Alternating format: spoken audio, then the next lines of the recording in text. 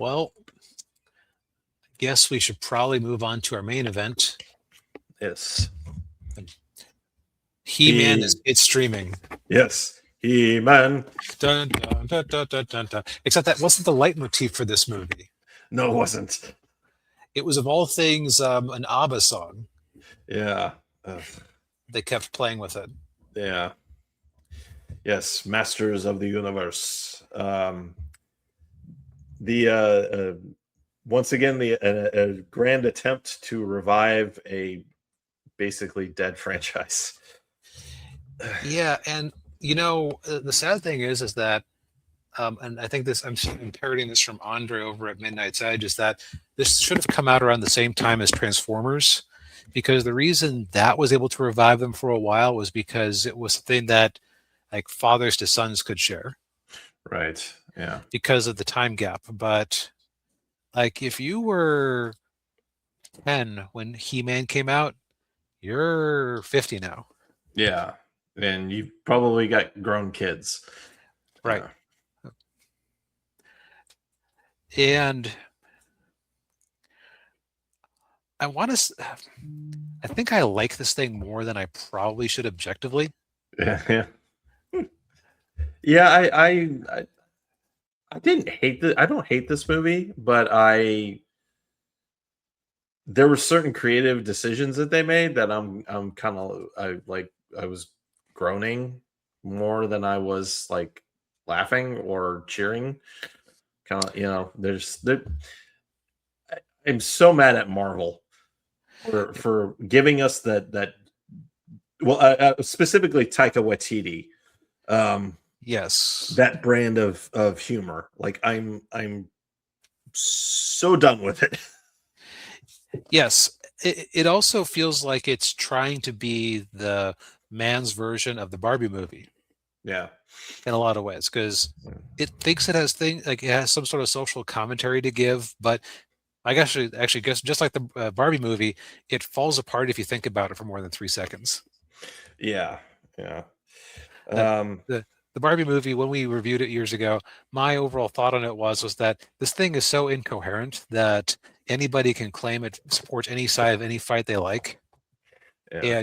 and there will be something in the text to support that, but also something else equally opposite to denigrate or to undercut your theory. Yeah. But yeah, so I guess we should delve into the plot of the movie. Yes. So our star, actually, I guess we start off in the past. Yes. Oh God, that narration. Sorry, go ahead. Actually, I had a delivery to drive. If you wouldn't mind starting the summary, I'll be okay. right. No just problem. A moment. All right. So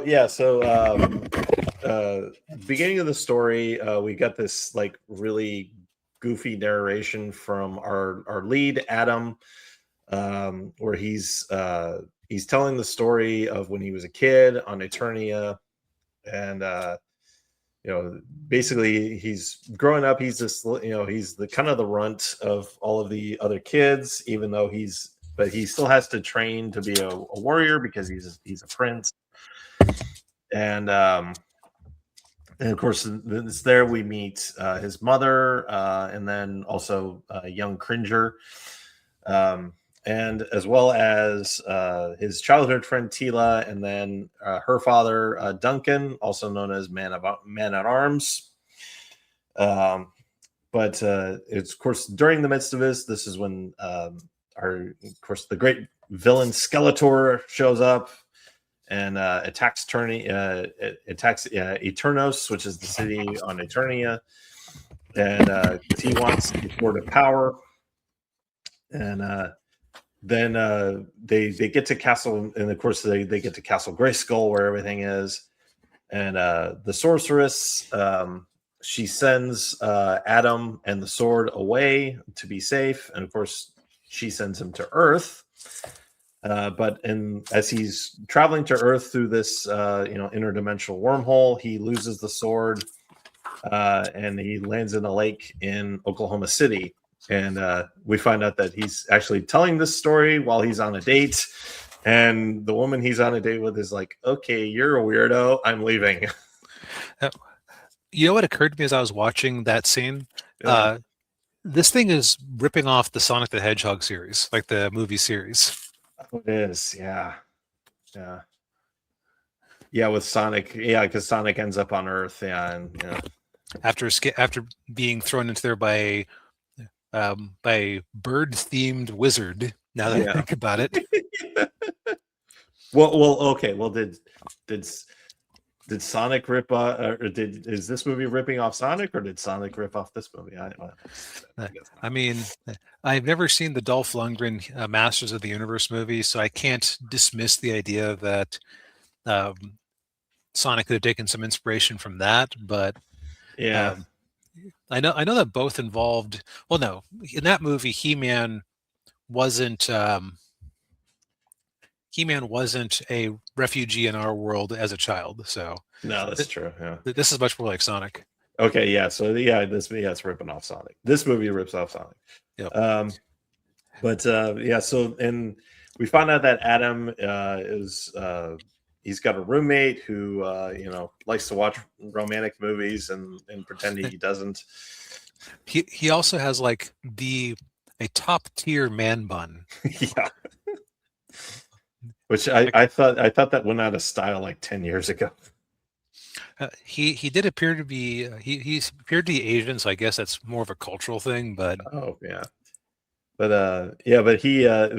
Adam is working in an HR job that he clearly hates, and why wouldn't you? I wouldn't want to work in HR either. Here's the thing about HR though. To get into HR, you actually need like degrees and certifications. HR isn't a job that you fall into by accident. Yeah. Like telephone support is a job you can fall into by accident. I don't know. Being a shift manager at IHOP is a career you can fall into by accident. Yeah. Yeah. And Arco says you're not missing much. DBA barely has anything to do with the initial Motu Lord. That's true. Yeah. The Dolph Lundgren movie. Yeah. It's really not. Yeah. It doesn't have, they doesn't have much to do with, it's Masters of the Universe in name only, really. Thank you, Canon Films. Okay. Say no more. Yeah.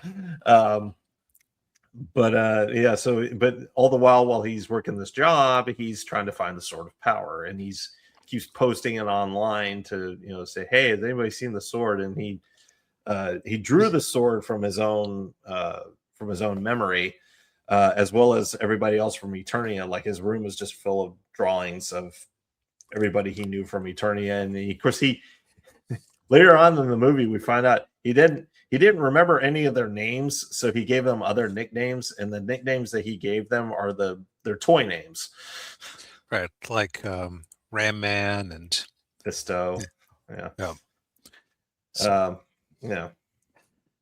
So then he finds the sword, or he buys the location of the sword from somebody.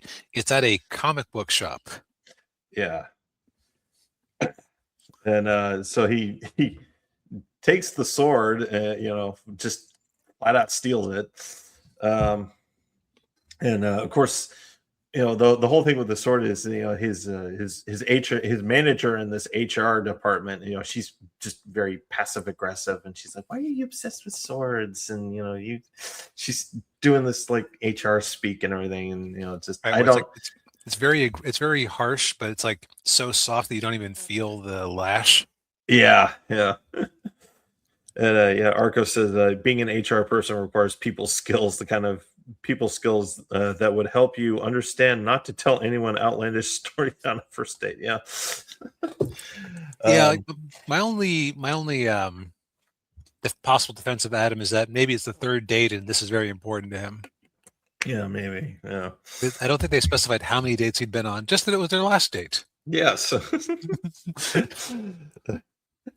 But then after Adam steals the sword, he does end up getting arrested. And in the midst of being arrested, that's when Beastman shows up, because somehow they found out that he found the sword, and they got to get the sword. Yeah, like the thing is, he doesn't even activate the sword, so all I can assume is there's some sort of dimensional resonance when he comes in contact with it again. Yes, Like, because not only does Beastman show up, but also Tila. And of course, Tila is just like, oh, it's she recognizes him immediately. It's you, Adam. yep. And so then they fight. They have this big chase and fight with Beastman, and then they fly off in her ship, and they get back to Eternia. And then from there, the whole thing kicks off where Adam has to figure out how to use the sword, and then he become He-Man, and they. Of course, the other part of it too is we've got Duncan, Man at Arms. He's dealing with some rather severe post-traumatic stress because he lost the fight to Trapjaw, and he wasn't able to protect Adam, and then the king and his parents, the king and queen. He just sees himself as a huge failure. Like his whole identity was built around protecting the kingdom, and he couldn't. Yeah. And so when they get to Eternia, Skeletor is basically just completely laid waste to the whole place, and of course he finds out that Adam's back, and he's got or he doesn't know that it's Adam, but just that the sword is there. But then of course Adam eventually does have the sword, and he does become He-Man. He does the whole by the power of Grayskull, I have the power, and which that was actually missing from the Dolph Lundgren movie. That never really happens. Like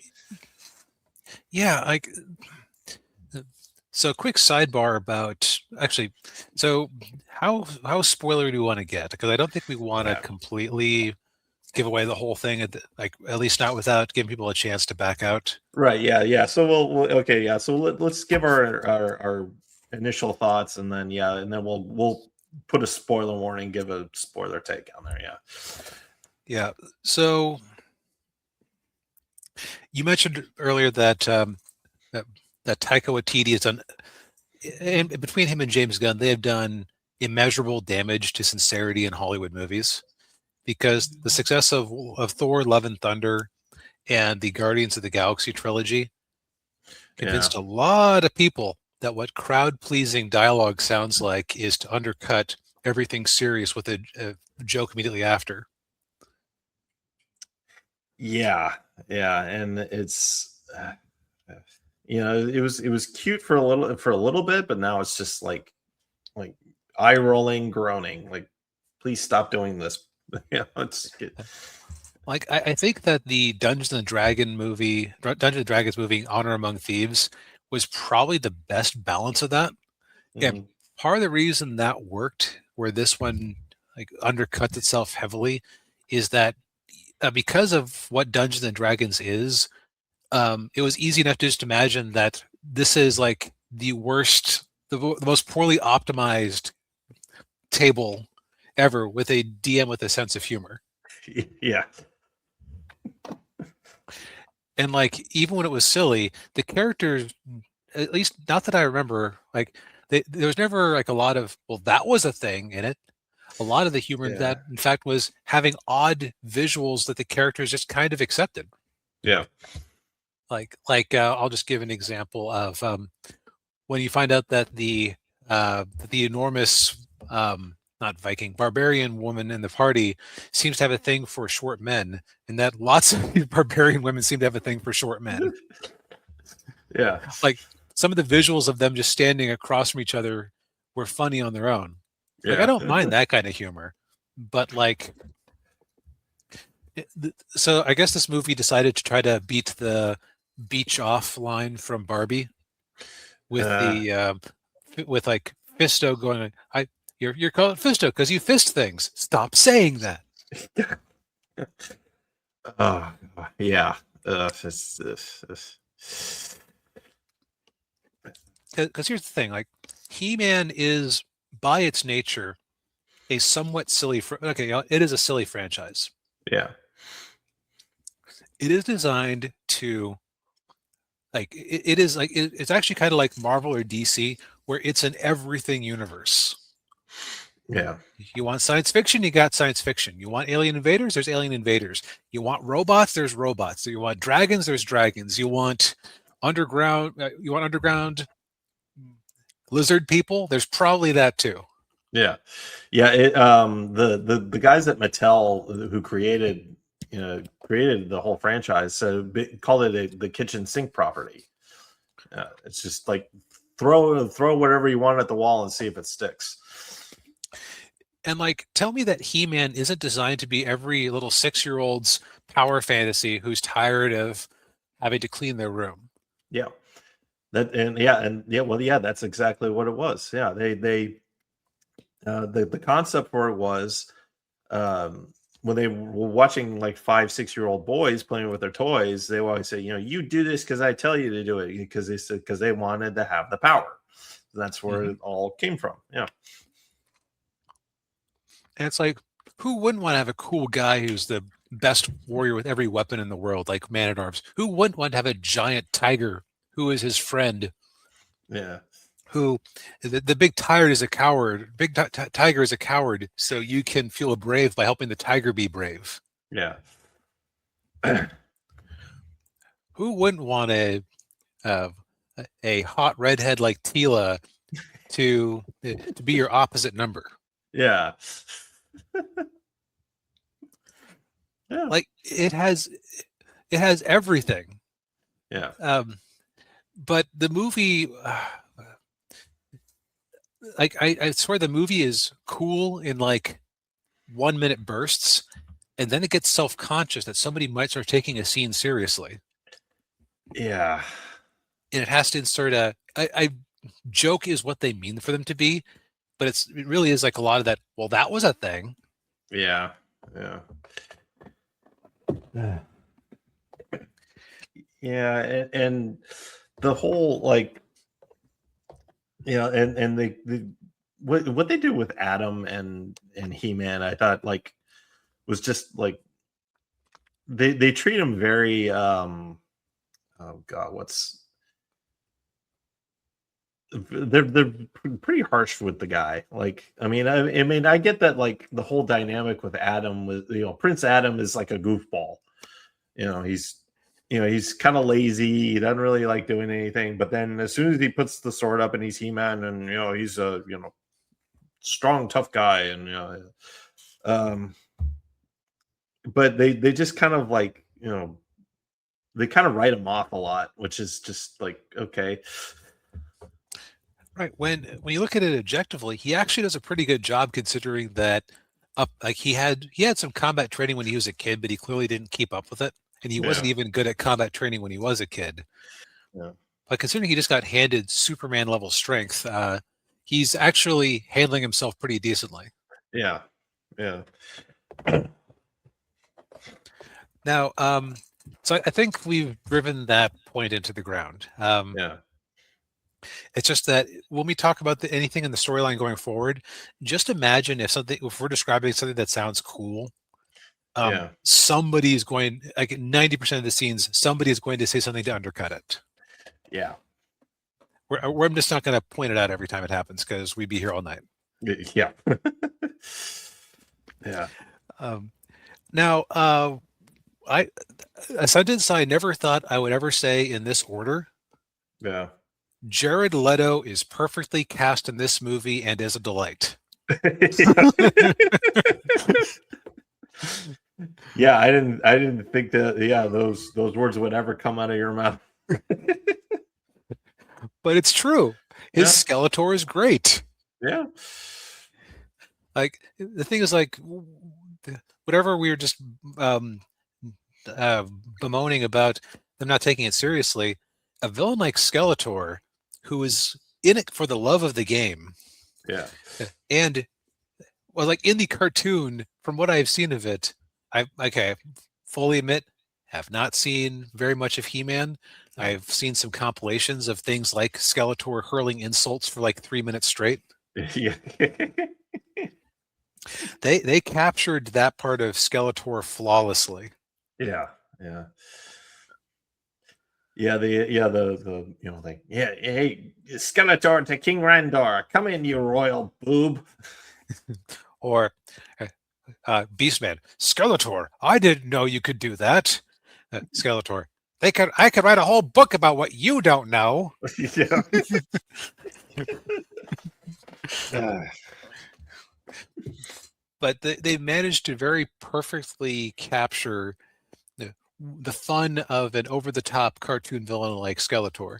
yeah. And again, Leto is Leto is clearly having a good time. This might be the only time I've ever actually seen him having a good time in something. Now that I think Yeah. about it, Yeah. No, I think you're right. Yeah. because like his performance as the Joker, he seemed like he was afraid, like, please don't compare me to Heath Ledger, please. I'm trying so Yeah. hard. Yeah. Yeah. And in And Morbius, he just looked miserable. yeah, yeah. Morbius. Yeah, yeah. He did not want to be there in that movie. Clearly. Uh, But here he's having a blast. yeah. Uh, yeah. No. No. He's great in this movie. Yeah. And I will say the performances are all around really good. I mean, I liked Idris Elba as Man at Arms, and Hmm. um, uh, and I will say the actress who plays Tila, ah, And she's great. Um, Very easy on the male gaze, but just like mhm, she does her job well. yeah, She is way less insufferable than a lot of her counterparts have been in these sorts of movies. oh they don't girl boss her to death. Right, like there's maybe like a little bit of it, but she was always a competent fighter in her own right, so it's not like they've added Yeah, this to a character. yeah, yeah, Yeah, like Idris Elba, man, Idris Elba is in everything. yeah. He is. Yeah, It, he's even in video games. yeah, heck, I heard that when they did that Tolkien biography a while back, they wanted to cast him, but he rejected it because he didn't want to be seen as a Tolkien black guy. But Sorry, I don't get to use that joke very often, but I think it's the best joke I ever came up with. it's very good, very good. So, anyway,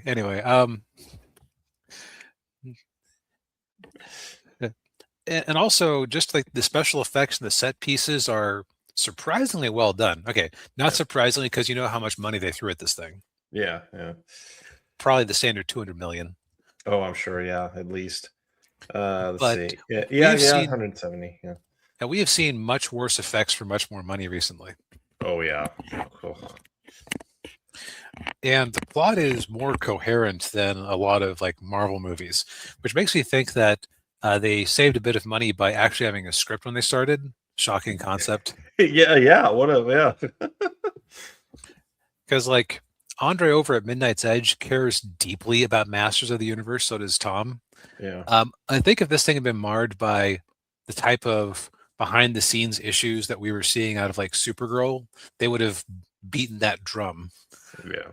Like there were issues picking out a Prince Adam and picking out a script, but it sounds like once they had a direction, they actually went with it. Yeah.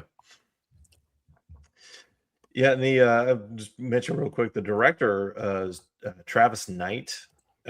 He directed Kubo and the Two Strings, which we did a review of. Okay, Yeah, and he also did Bumblebee.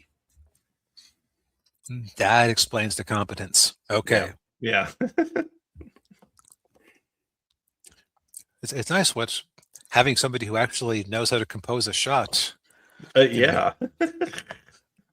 Also, the other praise I'll give this movie is that they actually make good use of He-Man's super strength in all the fights.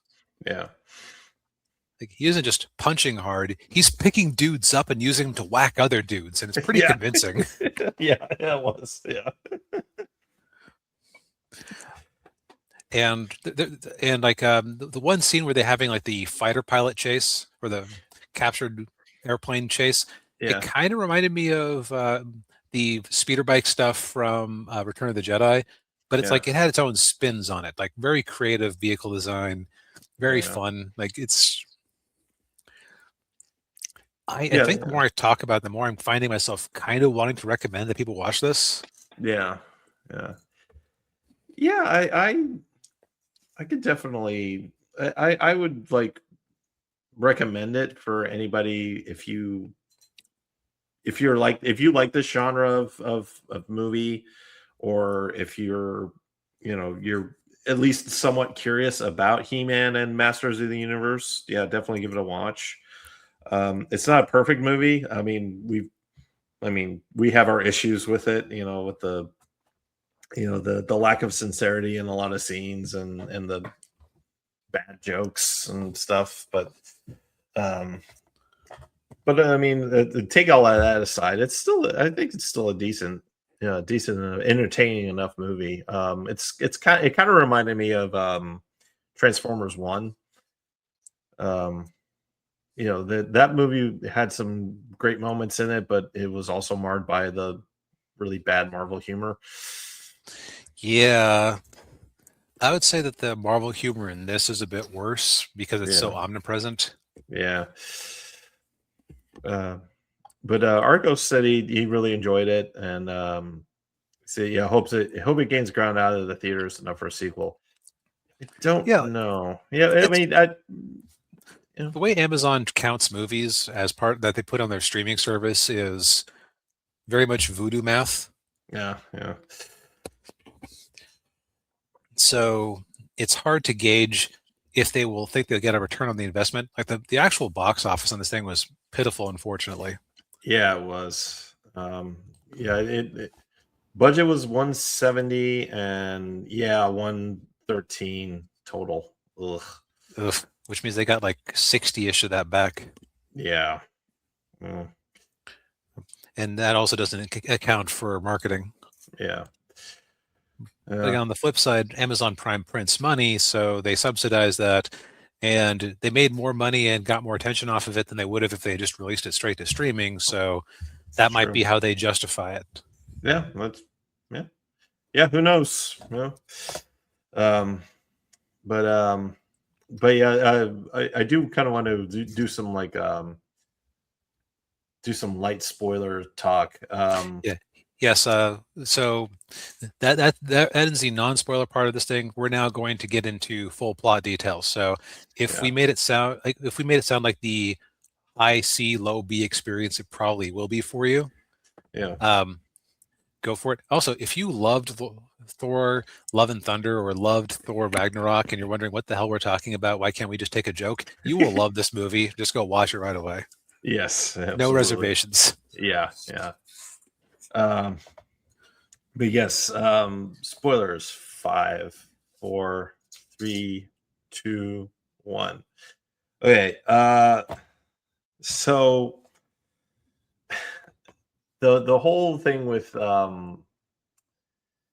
so the robot I thought was really, like, it was okay. The whatever her name was, I can't remember. Was it Roboto? Roboto, yeah. Yeah, it was like a assassin robot that uh, Duncan turned into a cleaning robot because he almost killed me. Yeah, she kind of reminded me a bit of the robot from, or excuse me, of the droid from Oh, Solo. Solo. Oh yeah, kind of not quite as cringy, but yeah. Um, the well, speaking of cringy, cringer. We were talking about that before the show. We didn't you don't get a whole lot of cringer in this movie. He's there at the beginning when Adam's a kid, and then he shows up near the end. And he's like, I want some armor next time. See, like that's the sort of fourth wall joke that I would smile and chuckle at if it wasn't surrounded by so much other like insincere humor. Yeah, yeah. Although I will say there's some good callbacks to like the cartoon show. Like at the end of the movie when when they tell somebody tells some joke and they all start laughing. They do the ha ha ha ha ha ha. Oh, see, I didn't see enough of it, so I didn't quite get what they were doing there. That was they when they rotoscoped it. Yeah, they did the having all the characters doing their hands on their hips and ha ha Oh, ha okay, ha I've seen ha that ha. out of context before. Yeah.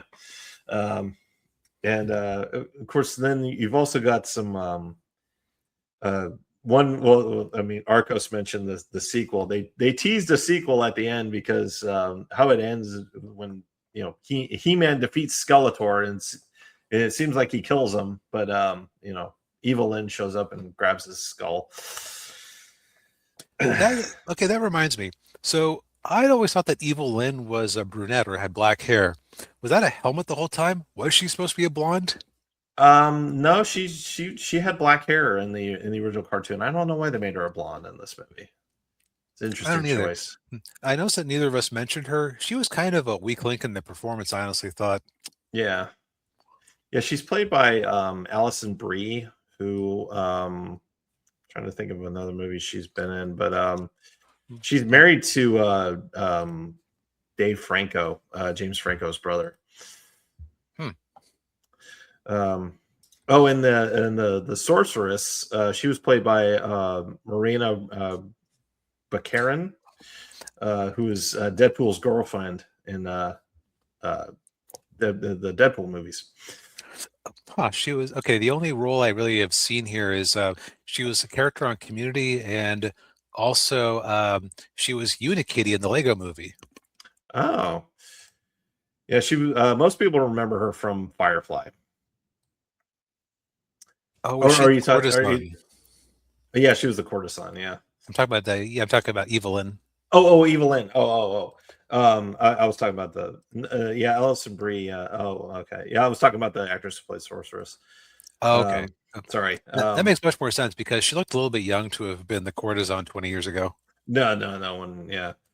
I'm trying to. Yeah, I'm trying to. Okay, yeah, she was in Community, and yeah, I'm trying to think of any other movie. I can't really think of too many movies that I've seen her in, but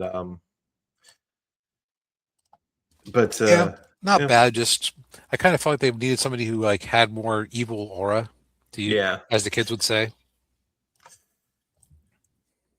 Arco says it's because blondes have more fun. Yeah. um, and also too, Orko does show up in the post-credit scene. It was kind of a shame they didn't find a way to bring him in before that, but that was kind of funny. Yeah. I'll also say that this movie is like very visually faithful to the designs. Oh, it is. Yeah. Yeah. More so than the Canon Films version, definitely. Or for a lot of Marvel movies, to be honest. Yeah. Yeah. But yeah, I will say the one scene there's one scene there that I didn't like that was a little too awkward was when Tila friend zones Adam. Well, it is the guy's Barbie movie, so you can't have any sort of romance in it, right? Yeah, okay, yeah, you got a point there. And I think that so let's bring up that a little bit because that was so they thought they were saying something about masculinity and trying to seek other solutions. Yeah. But it's extremely muddled because um, so the idea of a superhero who is an HR person and speaks in HR speak has some potential just as a like you could analyze like where it would work and where it doesn't. It never works the entire movie. And he only achieves anything when he puts it aside and just fights. Yeah. And the movie doesn't seem to necessarily recognize that because he keeps trying it. Yeah. Like there's the scene where they're all in the cell and he's trying to rally them all, and then he's trying to do the same HR speak, and they're all just looking at him like, "What the hell are you talking about?" And then he finally just gives it up and starts to be himself. Maybe I guess that was kind of the point, though. He does keep trying it after it's like you would expect it to have stopped. Yeah. So it's odd. I'll just say that it's a little bit mixed. Yeah. I do like how Skeletor is one of the better scenes. This is probably where you've seen the clips online of Skeletor just at the gym or at in the office. That's when he's basically poking around Adam's mind psychically because Skeletor's magic can basically do anything that he decides he wants it to. Right. That always has been the case. Yeah. Yeah, and yeah, so he's yeah, so I know those you see those scenes on the internet out of context, and you're probably going to think, what the hell is this crap? But if you watch it in the context of the movie, it makes more sense. Right. It's actually like a good scene as he's kind of mocking the life that he's built for himself. Yeah. And so, like, I guess this is a bit more coherent than the Barbie movie because it's not like it brings up too much real day or modern day politics like they were alluding to in that one. Yeah. It's just like the point is a bit muddled, I guess I'll say. It's less Yeah. muddled than the Barbie movie, but still a bit muddled. Yeah, it is. Yeah. And when in reality, I think most people just want to see He-Man beating up bad guys, you know. Right. Actually, what would have been a really funny twist is that like what if Evil Lynn had been his HR manager and she had actually like bit or had been his therapist Oh yeah. and she was like trying to ruin him Yeah. as he and I convinced him not to look for the sword. Damn it! I hate it when I write a better movie 3 years after I could have possibly made the suggestion. Yeah. Yeah. Oh. Like that would have been great, right? Like Oh, would she have. Yeah. Yeah. like she's trying to dissuade him from finding the sword. She like you could even have the HR manager mention that your therapist was telling me, wait, I thought this was supposed to be confidential. Don't worry, I'm HR. It's all fine. It's Yeah. Yeah. confidential. Like, I think they needed to be like a little crueler to the HR arts to make the point they wanted to make. oh yeah, definitely. Yeah. Yeah. Yeah. But yeah. Um, let's see, was there anything else? Oh, the other kind of funny thing is Dolph Lundgren makes a brief appearance Oh yeah.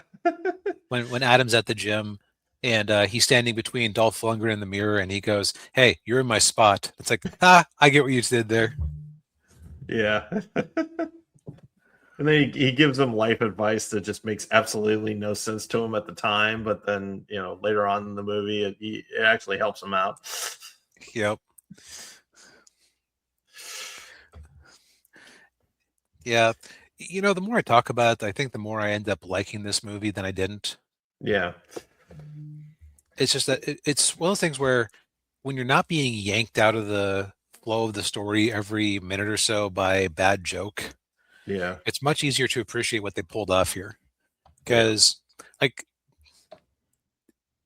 remember, like in X-Men or excuse me, Wolverine or Deadpool Wolverine. Yeah. I kept wanting to say Wolverine and the X-Men, but because I'm used to Wolverine's name coming first in things. Yeah. But in Deadpool Wolverine, when he makes an aside about not being afraid to look like a comic book, this is Yeah. absolutely not afraid to look like He-Man. No. The- Yeah. Yeah. These are all extremely faithful designs to the toys and cartoons and comics and other material they've had ever since. Oh yeah. Yeah. No, definitely. Yeah, and it's a faithful adaptation, and it's not afraid to lean into it. Yeah. Well, that's the problem. Okay, it's visually not afraid to lean into it. Yeah. Choreography wise, it's not afraid to lean into it. Acting wise, it's not afraid to lean into it. Just that whoever wrote the script didn't want to be like, I don't want to be too silly, or I don't want people to think I'm actually enjoying this unironically. I better throw in another joke to undercut what we're doing here. Yeah. Yeah, if that stuff hadn't been in there, like it would have made for a much better movie. Yeah, I don't know it would have saved it at the box office, but it would have been easier to recommend on streaming. Yeah. Yeah. But yeah, I think that the grade you gave it is appropriate, like high C, low B. Yeah. C plus. Yeah, like where what's right with it is not compared to Cops and Robertsons, where I had to go, yeah, the only reason I like this thing is because of childhood nostalgia and Jack Palance. Yeah. This is like, there are many things to recommend this movie. Yeah. There are other things that don't recommend this movie. So you have to decide for yourself if we've painted a picture of a movie you care to watch. Right. Yes. And currently on Amazon Prime. So probably locked there forever, honestly. You can't buy it separately at the moment. It is only if you are an Amazon Prime subscriber. Yeah. So you can watch this and get free 2-day shipping. Yep. Or 1-day shipping if you're living in a very nice sub. Yes. Yeah. Well, but I think we've made our points. Yeah. Yes. Yeah. I think we've said all we need to say for tonight.